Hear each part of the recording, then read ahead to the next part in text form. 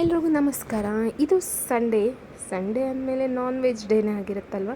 ಇವತ್ತು ನನ್ನ ಹಸ್ಬೆಂಡು ಸ್ಪೆಷಲಾಗಿ ಕಾಲ್ ತೊಗೊಂಡು ಬಂದಿದ್ದರು, ಜೊತೆಗೆ ಮಟನ್ ಮತ್ತು ಚಿಕನ್ ಎರಡು ತೊಗೊಂಡು ಬಂದಿದ್ದರು. ಮಧ್ಯಾಹ್ನಕ್ಕೆ ಮಟನ್ ಮಾಡ್ಕೊಳ್ಳೋಣ, ಈವ್ನಿಂಗ್ ಚಿಕನ್ ಮಾಡ್ಕೊಳ್ಳೋಣ ಅಂತ ಅಂದ್ಕೊಂಡಿದ್ವಿ.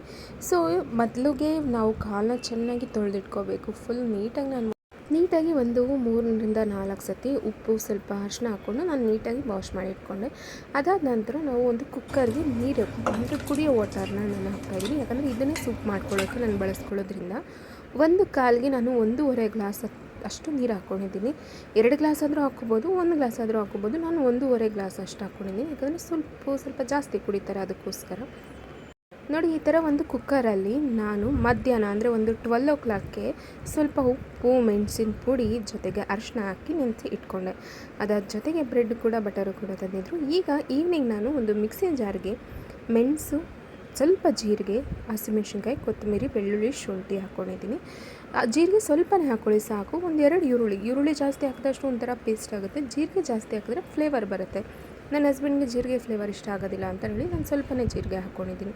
ನೋಡಿ, ಈ ಥರ ಫುಲ್ಲು ಚರ್ಬಿ ಬಿಟ್ಟಿರುತ್ತೆ. ಆ ಒಂದು ಮಟನಲ್ಲಿ ಇರುತ್ತಲ್ಲ ಲೆಗ್ಗಲ್ಲಿ, ಆ ಚರ್ಬಿ ನೀರೊಳಗೆ ಬಿಟ್ಟಿರುತ್ತೆ. ಆ ನೀರನ್ನ ನಾವು ಸೂಪ್ಗೆ ಹಾಕ್ಕೋಬೇಕು. ಮಧ್ಯಾಹ್ನ ಮಟನ್ ತಂದಿದ್ರಲ್ಲೇ ಸ್ವಲ್ಪ ಕೊಬ್ಬನ್ನ ಎತ್ತಿಟ್ಕೊಂಡಿದ್ದೆ.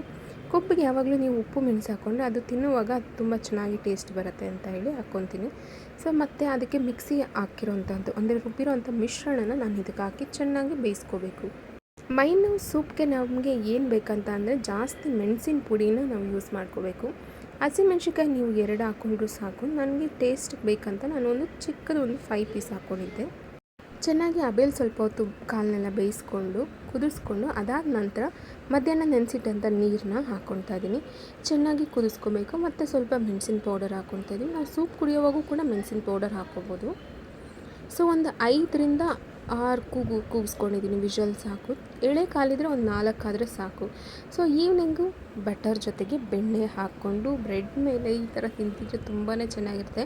ಕಾಲು ಕೂಡ ಅಷ್ಟೇ ತುಂಬಾ ಚೆನ್ನಾಗಿ ಬಂದಿತ್ತು. ತುಂಬ ಓವರಾಗಿ ಕೂಡ ಕುಕ್ಕೇ ಆಗಿಲ್ಲ ಅನ್ನೋ ಥರ ಎಲ್ಲ ಎಳೆ ಕಾಲಾಗಿದ್ದರಿಂದ ತುಂಬ ಚೆನ್ನಾಗಾಗಿತ್ತು. ನೋಡಿ, ಈ ಥರ ಒಂದು ಬ್ರೆಡ್ ಪೀಸ್ಗೆ ಹೆವಿಯಾಗಿ ಬೆಣ್ಣೆ ಹಾಕ್ಕೊಂಡು ಅದ್ರ ಮೇಲೆ ಸ್ವಲ್ಪ ಮೆಣಸಿನ ಪುಡಿ, ಸ್ವಲ್ಪ ಉಪ್ಪು ಹಾಕ್ಕೊಂಡು ಈ ಸೂಪ್ ಇರುತ್ತಲ್ಲ, ಸೂಪ್ಗೆ ನೀವು ಡಿಪ್ ಮಾಡ್ಕೊಂಡು ತಿಂದರೆ ತುಂಬಾ ಚೆನ್ನಾಗಿರುತ್ತೆ.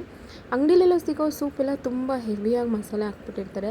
ಮನೇಲಿ ಒಂದು ಸತಿ ಈ ಥರ ಮಾಡ್ಕೊಂಡು ತಿನ್ನಿ, ತುಂಬಾ ಚೆನ್ನಾಗಿರುತ್ತೆ. ಅದಾದಮೇಲೆ ನಿಮ್ಮ ಚಿಲ್ಡ್ ಲೆಮನ್ ಜ್ಯೂಸ್ ಕುಡಿದ್ರೆ ಸೂಪರಾಗಿರುತ್ತೆ.